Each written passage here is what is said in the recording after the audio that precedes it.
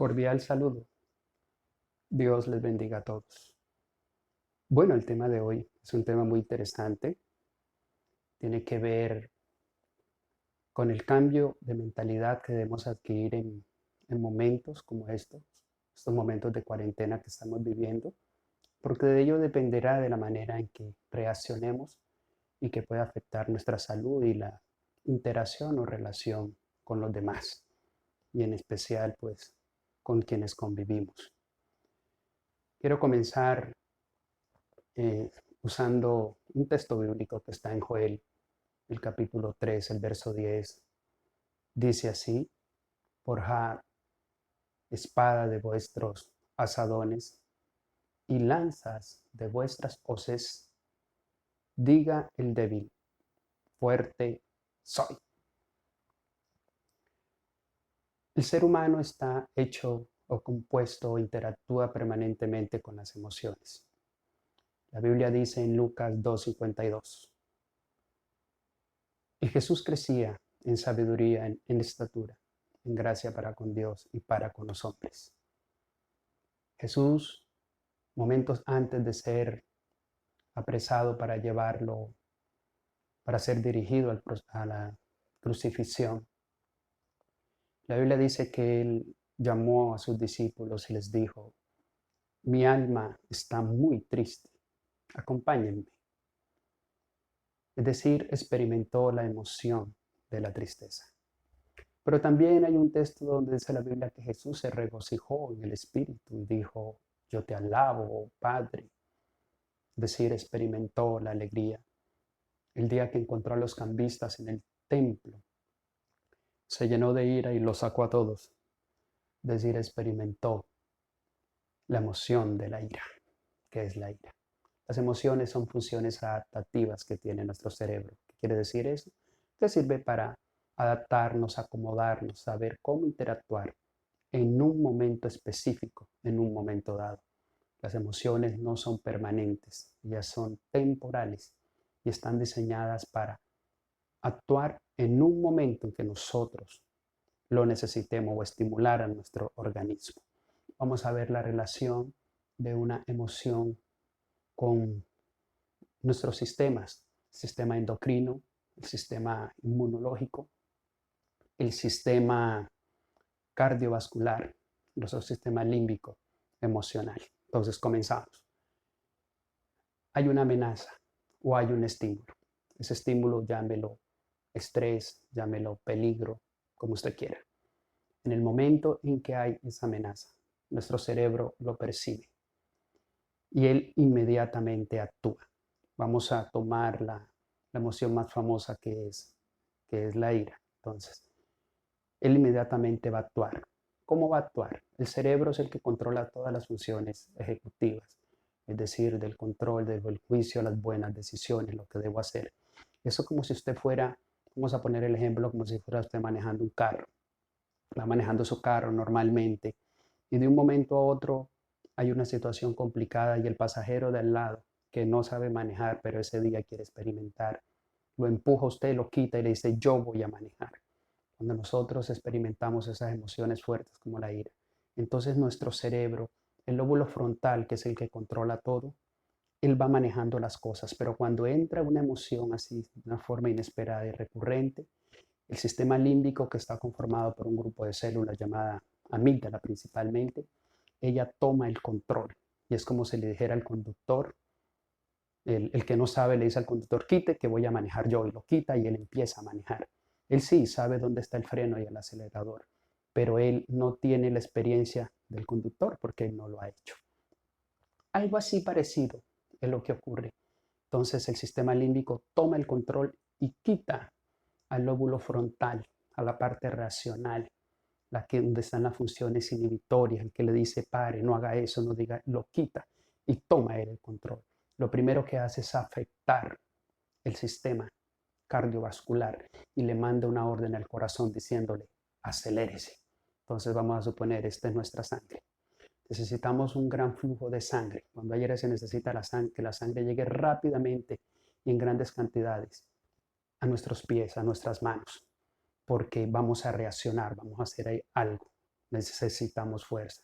Entonces esta sangre necesita desplazarse rápidamente por las arterias y el corazón aumenta el flujo de sangre y la tensión arterial se sube. Muchos lo experimentan en su rostro, se ponen rojos, cambian. Dios le dijo a Caín cuando lo vio airado, porque ha cambiado tu semblante. Claro, en la cara se le notó lo molesto que estaba Caín. La sangre empieza a moverse y en la cara se nota. Inmediatamente actúa el sistema endocrino y empieza a enviarle a la sangre unas sustancias. Entonces aquí tenemos nuestra sangre, ¿no? Yo cogí, me molesté.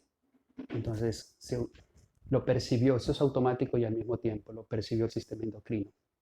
Vamos a suponer que esta es la adrenalina. La adrenalina va para la sangre. La sangre está cambiando su composición. Ahora que hay la adrenalina cuando se usa, ustedes recordarán que cuando las personas se infartan y el corazón queda quieto, inmediatamente los médicos le aplican adrenalina. ¿Para qué? Para brindarle energía, para que él tenga fuerza, revivirlo, rehabilitarlo como un choque eléctrico prácticamente. Bueno, nosotros tenemos la adrenalina y la noradrenalina, unas sustancias que van a ir a la sangre a través de las glándulas, en este caso las suprarrenales, o pueden ser un neurotransmisor también. La adrenalina también se da en las uniones de las neuronas. Entonces ahí ya le aplicamos adrenalina y él nos va a dar energía y por eso es que sentimos fuerza y que algo se nos sube, ¿sí?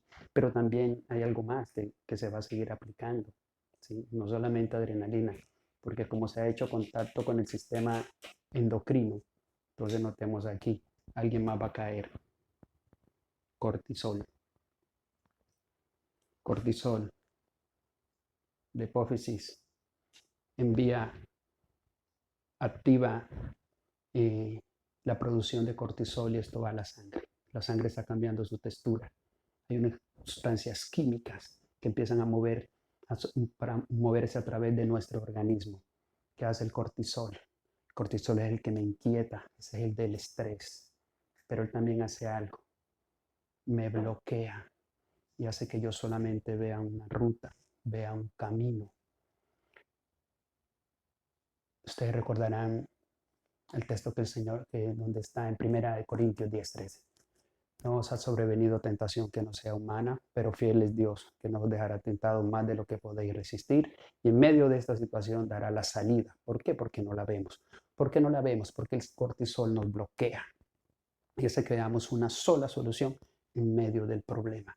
A su vez, el cortisol, dicen los especialistas que han estudiado estos temas, actúa inmediatamente sobre el sistema inmune, el que nos protege de las enfermedades, de elementos patógenos, donde están los glóbulos blancos, que son nuestros protectores. Existen dos glóbulos blancos. Existen varias clases, pero en especial voy a hablar de las células T, que son las que nos protegen contra el cáncer. Las células NK, pues es otro tipo de protección que tenemos. Cuando el cortisol se actúa, dicen los especialistas, que bloquea, inhibe, no deja actuar el sistema inmune. Entonces, en ese momento somos proclives o estamos indefensos ante enfermedades y principalmente, y hay casos como los del cáncer, porque inhibe las células T. Entonces, note que una emoción, cuántos sistemas me ha movido, el sistema cardiovascular, me aumenta la frecuencia cardíaca, me aumenta la respiración, hace que yo respire de manera agitada. Y en ese proceso, como hay gran cantidad de sangre moviéndose, mi cerebro se inunda de gas carbónico. La función de los glóbulos rojos de la sangre es llevar oxígeno al cerebro, pero como ahora todo lo está controlando la amígdala, se llena de gas carbónico, no hay oxígeno y no podemos pensar. Es entonces cuando la Biblia dice, en la ira no obra la gracia de Dios. No podemos pensar. Y fácilmente yo no quería decir eso, yo no quería hacer eso, claro. La amígdala quitó al conductor, que es el lóbulo frontal, quitó al que sabía conducir y ella ahora toma el control. Y por eso nos deja bloqueados, sin oxígeno. Entonces estamos hablando, afectó el sistema cardiovascular, afectó el sistema endocrino, porque vimos las sustancias que se movieron, afectó el sistema inmune, porque me lo bloqueó también. Esto se da en un momento. porque se necesita para allá. ¿Es que entonces la ira es mala? No, la ira no es mala, es una emoción. Recordemos que Jesucristo la experimentó. La ira se utiliza para unos momentos específicos donde yo necesito energía para vencer algo. La Biblia dice que Saúl, venía del campo, ya era rey. Y en ese momento le llegaron unas personas de Jabes de Galá a pedirle ayuda, porque allá sus enemigos le habían dicho que todos se sacaran el ojo derecho. Saúl era muy tranquilo, como podemos verlo al inicio de su reinado. Y venía del campo, no estaba haciendo las funciones de un rey. Y en ese momento, al ver esa situación, Dios, dice la Biblia, el Espíritu de Jehová vino con poder sobre Saúl y lo encendió en gran ira. Oh, el Espíritu de Jehová lo encendió en gran ira. ¿Para qué? Para darle la fuerza. Inmediatamente Saúl, que no tenía poder de convocatoria, que antes habían burlado de él, fue y convocó al ejército, lo organizó y ganaron. Y pasó la emoción y se fue todo. Y todo volvió a la normalidad. ¿La ira es pecado? No, la ira no es pecado. El problema es qué hago yo cuando tengo ira.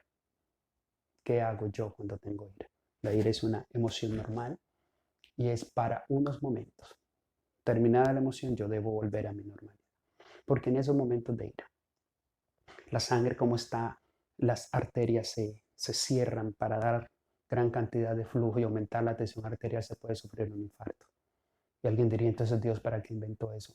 No, es que Dios lo inventó para momentos específicos. Pero si nosotros estamos cogiendo ira a cada rato, es como si usted prendiera su carro y otra vez y todo el día, pues llega un momento en que lo vamos a dañar. Eso es lo que ocurre. La ira no está para cogerla todos los días, ni a cada rato, ni todo el día. Incluso hay personas que ya se han estudiado, en unos patrones de comportamiento que tienen, sean personas comportamiento tipo H, todo el día andan disgustadas.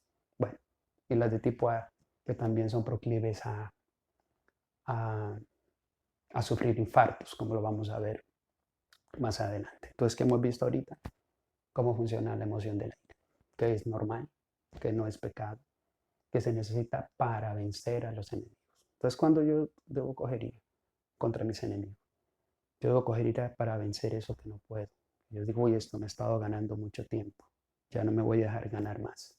Y cojo ira contra eso. Cuando tengo la oportunidad de hablar con personas que experimentan este flagelo de las adicciones, entonces coja ira contra la droga y levántese y vénsala. Para eso es, para eso está diseñada. Ok. Pero dentro del proceso de la ira, o mejor de las emociones, ya dejamos la quieta, de las emociones.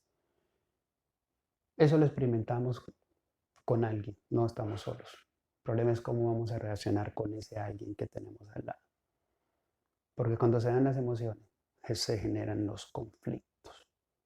¿Qué es un conflicto?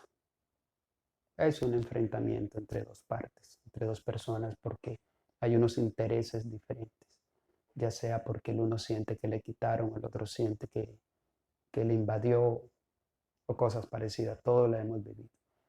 Los conflictos son normales en el ser humano e incluso hay una declaración universal, utilizo yo este término usado por Dios cuando Él dijo en el mundo tendréis aflicción.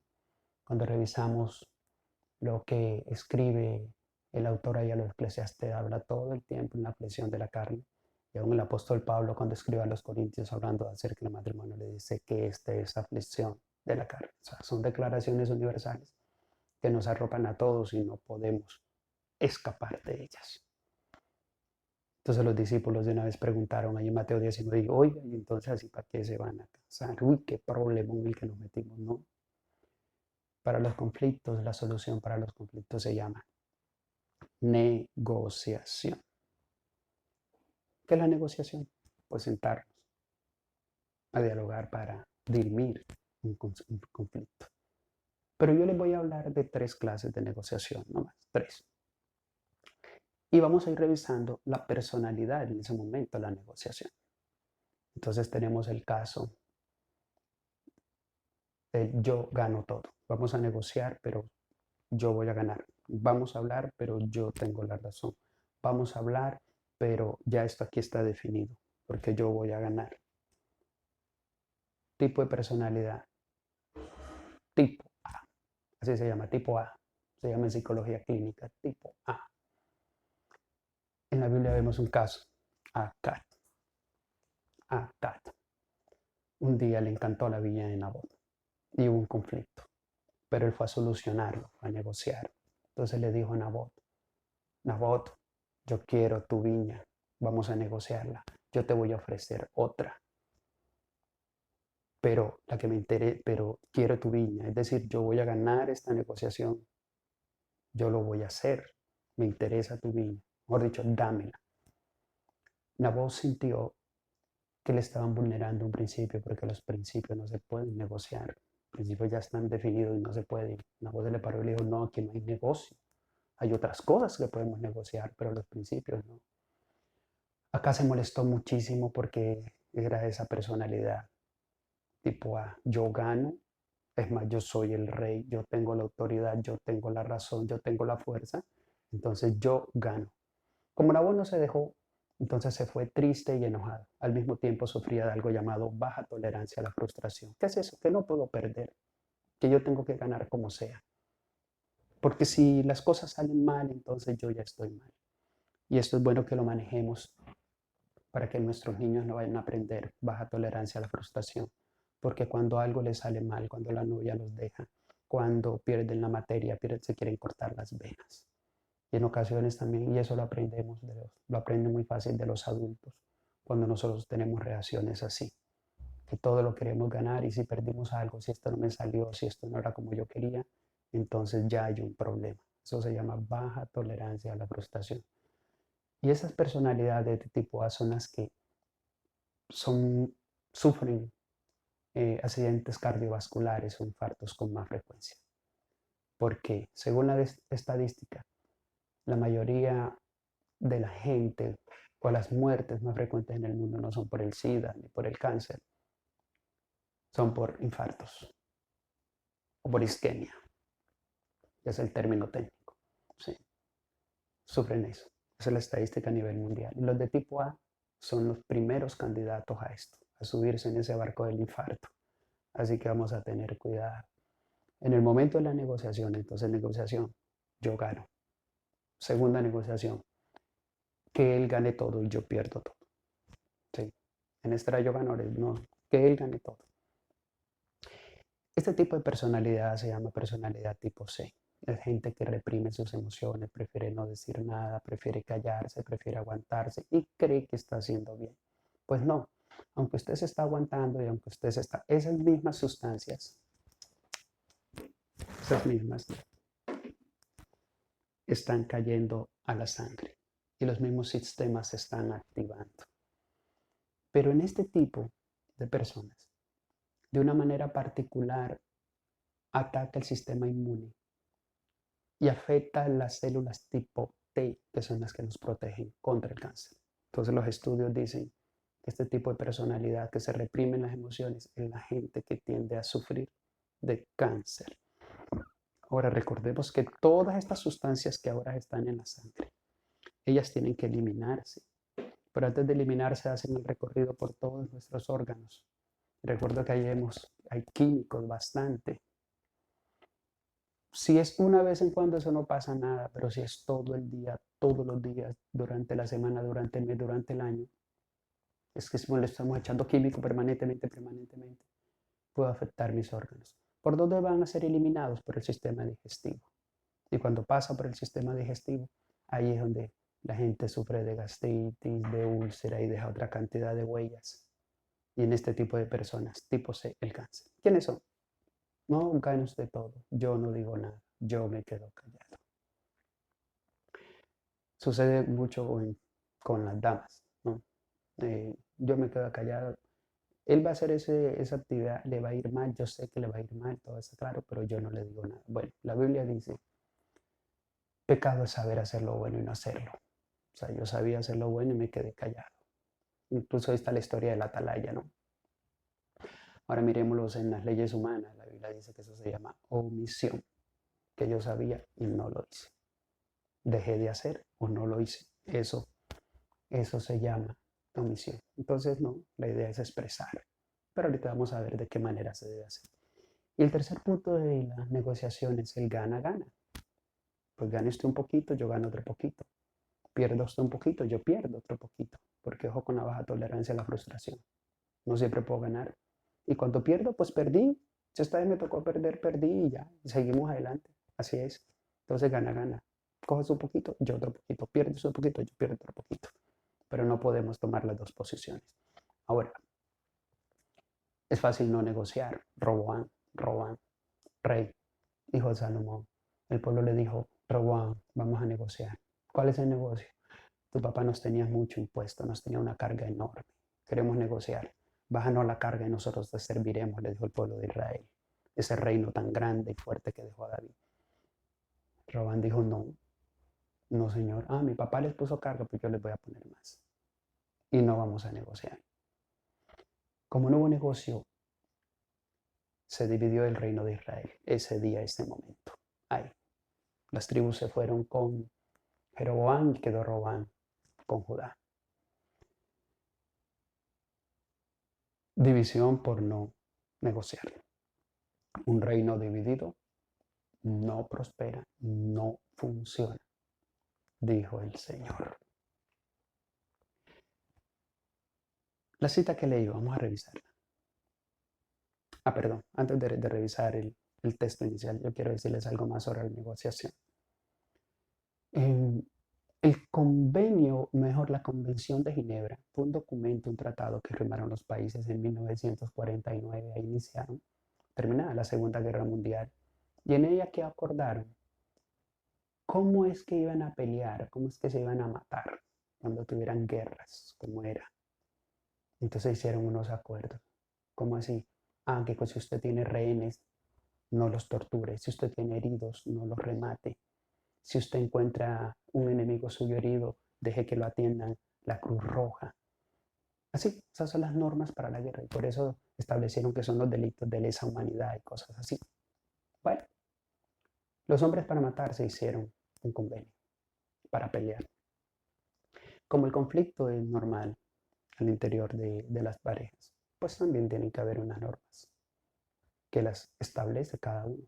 Entonces, ejemplo, cuando peleemos, no se vaya de la casa o no se salga de la habitación, no grite, no tire cosas, a ver, no peleemos delante de los niños, no dejemos de hacer la comida, no sé, la que, la que usted considere, cada uno establece allá según, según las necesidades. Pero eso es importante, si para la guerra hubo un acuerdo, para muerte, esto es, en la casa es normal porque estamos hablando de la familia, estamos hablando de la pareja. Entonces, con más razón, ¿sí? Debe haber unas normas que nos impidan cruzar líneas. ¿Por qué? Porque en el momento en que se está dando todo esto de las emociones, como se bloquea el lóbulo frontal, las funciones inhibitorias, ¿qué es eso? Las funciones, esas que me dicen a mí, no lo hagan, no lo diga, quédese tranquilo, cuidado, es peligroso, esas se bloquean. Cuando una persona consume mucho alcohol, se le bloquean las funciones inhibitorias. Por eso que se vuelve peleón. Y ese que era tan tranquilo, ahora se volvió así, porque se desinhibe, decimos nosotros. ¿Qué es eso? Se desinhibe, que las funciones inhibitorias se bloquearon y por eso él se suelta, da rienda suelta a su lengua y a sus acciones. En los momentos de emoción, en ocasiones el sistema inhibitorio se bloquea y decimos cosas que no queríamos decir o hacemos cosas que no queremos hacer. Porque las palabras, dice la Biblia en Proverbios 18, son como espadas. Hay hombres cuyas palabras son como espadas, como lanzas, como flechas, como cuchillos. Pero también hay otros cuyas palabras son medicina. Muy bien, creo que hasta ahí vamos. Cambia la manera de pensar. Haga forjar espada de vuestros asadones. Y lanzas de vuestras hoces. Diga el débil, fuertes, o sea, cambia esa manera de pensar. Esto no es una charla psicológica en cuanto a este verso, eso son palabras de Dios, palabra de Dios. Sí. Vamos a encontrar la aplicación a esto.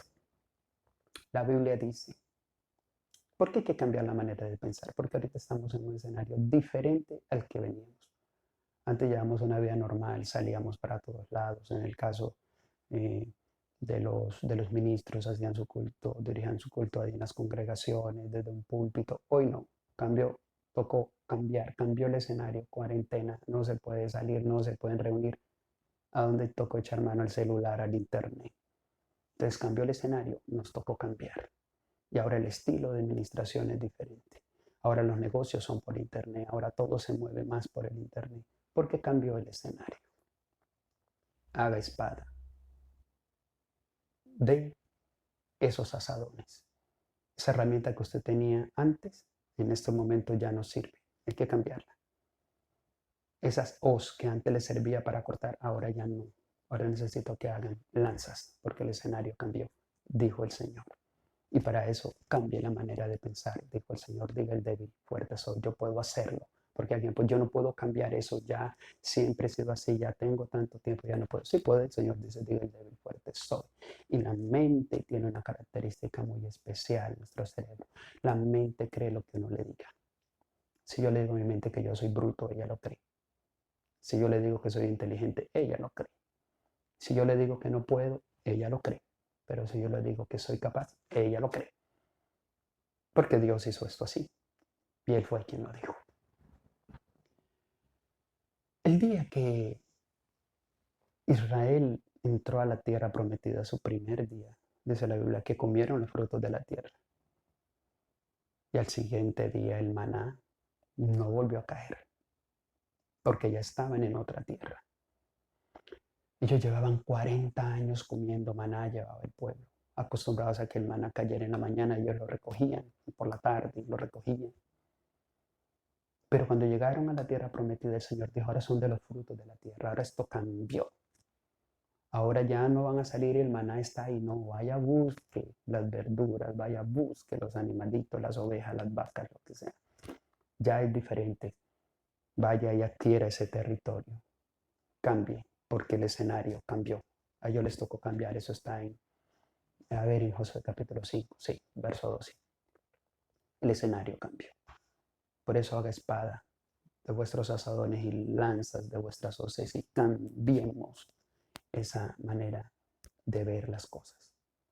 Ahora, hoy estamos en una cuarentena y en la cuarentena, por diferentes situaciones, nos emocionamos y tenemos conflictos y como vamos a ver más adelante, el conflicto siempre lo expresamos con el que está al lado o con él es normalmente, ¿no? Porque es con quien se invade o quien se quita.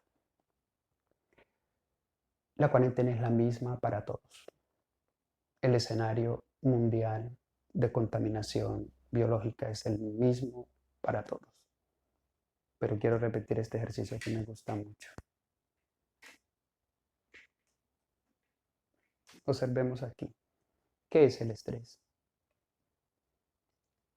El estrés siempre lo llamamos como una fuerza, ¿no? Que se aplica a un elemento, a un cuerpo.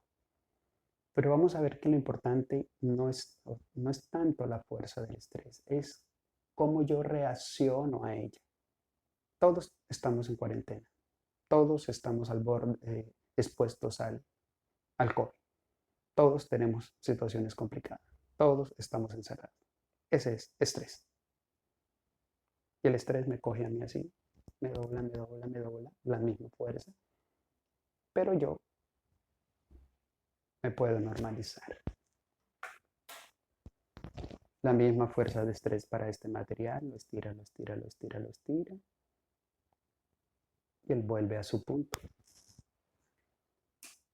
La misma fuerza para este material, lo dobla, pero él ya quedó deformado.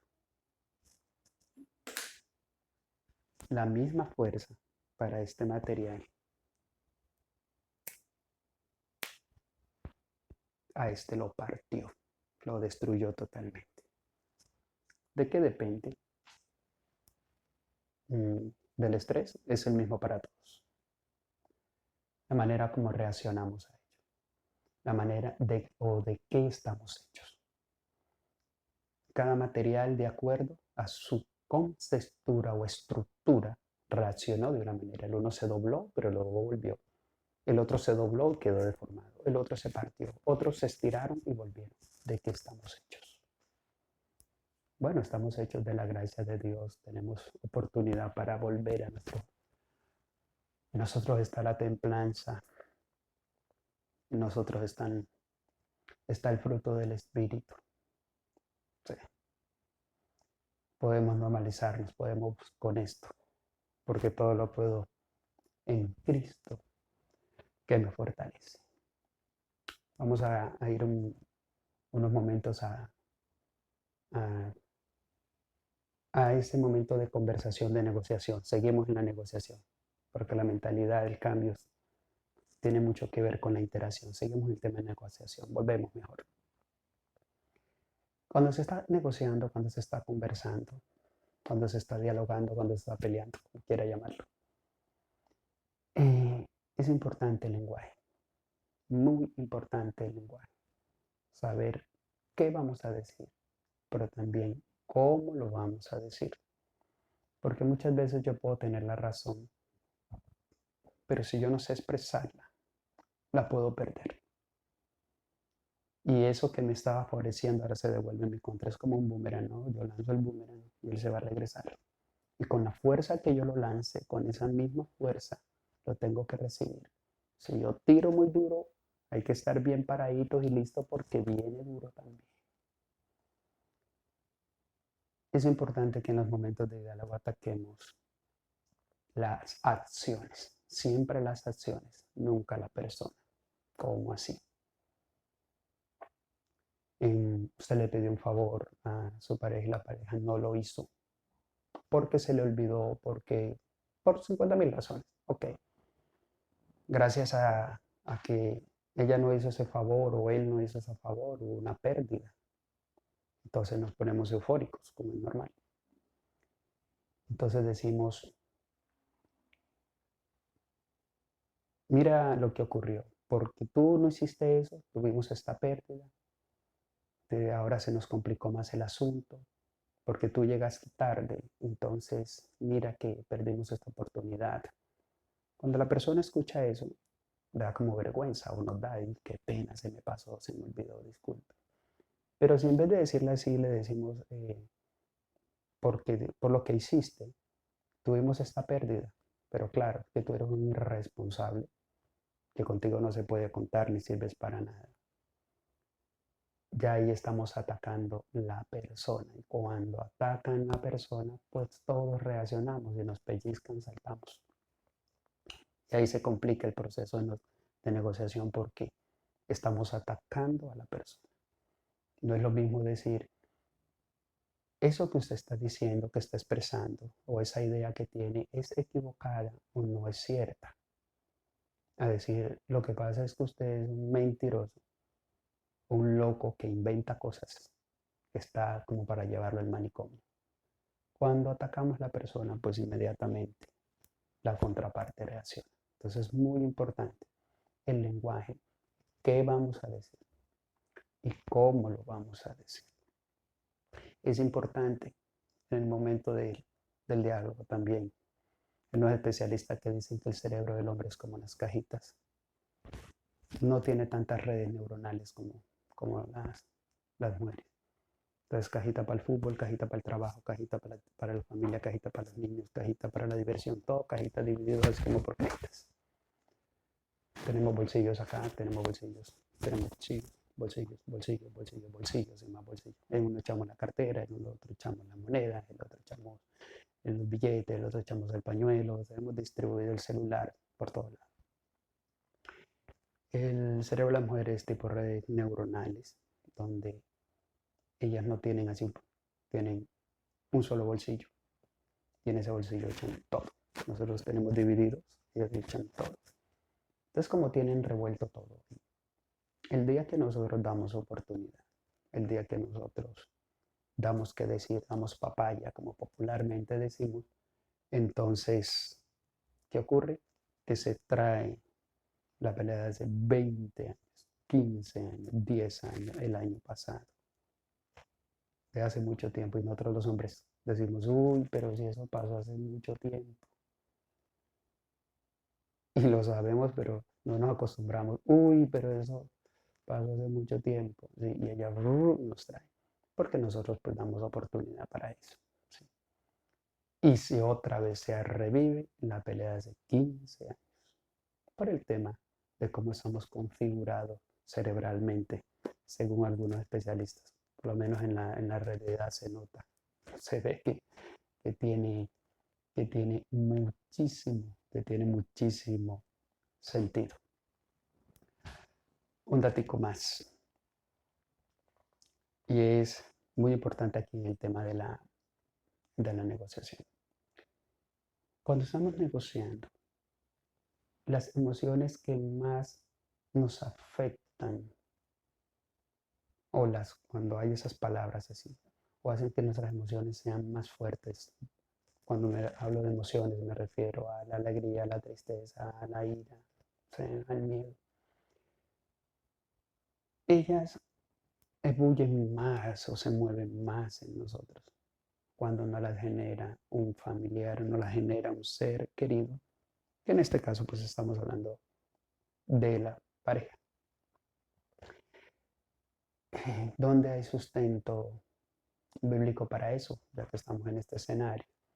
Salmo 55, 12. Dice David, tengo el corazón adolorido porque no me afrentó un enemigo del cual yo hubiera huido o me hubiera ocultado de él, sino tú, mi amigo, mi familia.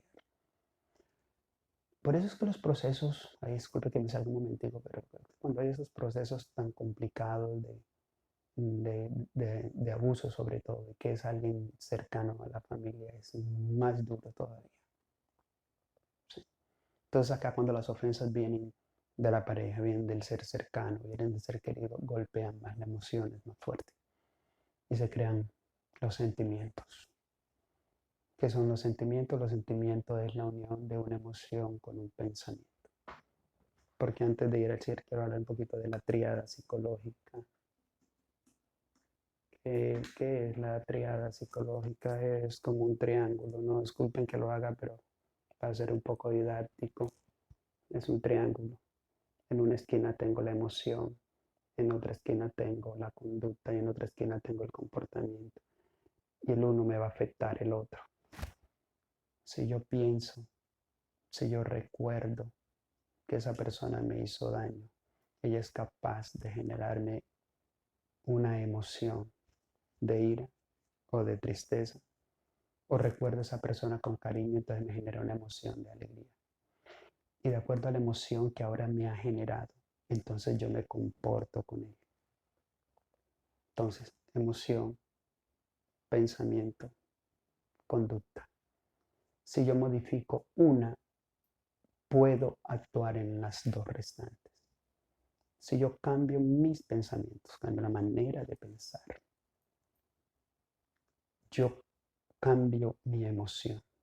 Si yo todo el día estoy pensando en cosas tristes, si yo todo el día estoy pensando en cosas malas, si yo todo el día estoy trayendo a mi mente recuerdos desagradables, pues las emociones que van a aflorar son tristeza o ira. Y cuando aflore la tristeza o aflore la ira, voy a tener un comportamiento acorde a eso, o una conducta. Si yo modifico mis pensamientos, modifico las emociones. Si yo cambio, pero es que la Biblia en Romanos 12:2 dice, cambia tu manera de pensar. En una versiones modernas, cambia tu manera de pensar para que puedas cambiar tu manera de vivir. Y los pensamientos es tan importante que la Biblia dice ahí en Filipenses 4:7, dice, todo lo que es justo, todo lo que es amable, todo lo que es bueno, todo lo que es de buen nombre, si hay virtud alguna, en eso pensar. Porque de acuerdo a lo que yo piense, van a ver mis emociones. De acuerdo a lo que haya en mis emociones, está mi conducta. De acuerdo a lo que haya en mi emoción, yo me comporto. De acuerdo a lo que haya en mi emoción, eso yo pienso. De acuerdo a lo como yo me esté comportando, pues así es que estoy pensando. Y eso es lo que estoy sintiendo. Porque la emoción es sentir, sentir. ¿Sí? El sistema emocional no está para pensar. El sistema emocional está solo para sentir, para pensar. Está el cerebro, el lóbulo frontal. Ese es el que piensa, analiza. El sistema emocional solo siente y actúa en función de lo que siente, no de lo que sea real. No de lo que sea real, porque la fobia no es real. La fobia es algo que yo detesto y me genera un miedo impresionante, pero ya eso no es real, eso está en mi mente. ¿Sí? Entonces es importante esto de la tríada psicológica: conducta, emoción, pensamiento. Si yo modifico uno, modifico los demás. Si yo modifico la conducta, modifico la emoción y modifico el pensamiento. Si usted dice, no, ahora es más fácil modificar la emoción, usted modifícala para que modifique las otras dos. Usted elige, o cada uno elige mejor. Durante la negociación y los conflictos, es importante revisar lo que hay debajo. Debajo. Y por eso vamos a referir la historia de Elías. Cuando Elías termina ese triunfo apoteósico allá en el Monte Carmelo, cuando exterminó a los profetas de Baal y Acera. Elías baja de allá triunfante, pero ahora el Espíritu de Jehová se ha ido. Y al mismo tiempo Jezabel le manda la amenaza diciéndole, mañana te pongo igual que uno de ellos, así como él los degolló. Elías sale corriendo, asustado. Ya el Espíritu de Jehová no está en él. Se va de camino por el desierto de Berseba, un día completo. Tenía muchísima hambre, muchísima sed. Estaba asustado, quizás mirando para atrás y los soldados venían persiguiéndolos. Se sentía solo, estaba cansado, el sol todo el día acosando. Entonces llegó un momento donde dijo, no, ya no aguanto más, y empezó a pelear. Se sintió estresado, vamos a usar ese término, y empezó a pelear con quien tenía al lado. Como él no iba con la esposa, pues no tenía, empezó a pelear con el que estaba al lado, que era el Señor. Empezó a pelear con Dios, empezó a decirle, mata, quítame la vida, yo no soy mejor. Te imaginas a Dios entrando en un conflicto emocional y diciendo, bueno, entonces te voy a matar, me respetas, atrevido, mira a quién le habla, yo soy tu Dios. No, el Señor empezó apenas a analizarlo, a mirarlo, qué era lo que había debajo de esa pataleta de Elías. Entonces el Señor, que todo lo sabe y que de él estamos aprendiendo, empezó a mirar, es que Elías viene un día de camino. Es que Elías tiene hambre, tiene miedo, está cansado. Entonces le puso un árbol enebro y ahí se echó y seguía peleando. Y Dios le mandó sueño, entonces durmió. Cuando ya estaba descansadito, Dios le mandó un ángel en 2 ocasiones con comida. Y entonces él se despertó y comió. Y otra vez volvió y comió y bebió.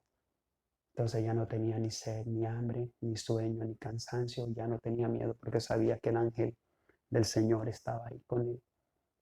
Se le acabó la pataleta. Señor, que no, que hay que caminar 40 días y 40 noches. Vamos. Y se fue. No volvió a pelear con el Señor. Cuando estamos en esos conflictos tenemos que revisar qué hay debajo. ¿Por qué hay tanta pelea de algunas damas acerca de por qué son tan celosas? ¿Por qué están celosas? ¿Por qué están celosas? Entonces no vayamos a cometer el error de decir es que está loca, es que hay que enviarla al psiquiatra. No, esperemos, revisemos qué hay debajo. ¿Por qué tanta cantaleta de él? Debajo hay algo. No miremos tanto lo que está por encima, no miremos tanto esos síntomas que se ven así por encima, así como cuando nos da fiebre, ¿no? La fiebre es el síntoma de lo que está por encima, pero el problema no es la fiebre es la reacción que tenemos, lo que mostramos, es la evidencia objetiva de nuestra situación interna, que es una infección. Así mismo, entonces vemos todo eso que se arma afuera es que por dentro tenemos algo. Nos ocurre a todos, a todos. Somos humanos, somos humanos. Pero es bueno que tengamos en cuenta esto, que hay debajo. Cambia tu manera de pensar para que puedas cambiar tu manera de vivir. Ya que cambió el ambiente, vamos a cambiar las estrategias. De esos asadones vamos a hacer espadas para seguir adelante. Dile el débil, fuerte estoy.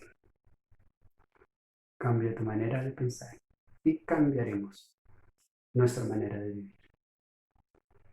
Ha sido un placer enorme estar aquí con ustedes este día y espero que les sea útil y de bendición esta información a cada uno de los oyentes. Que el Señor Jesús abundantemente me les bendiga. Un abrazo fuerte.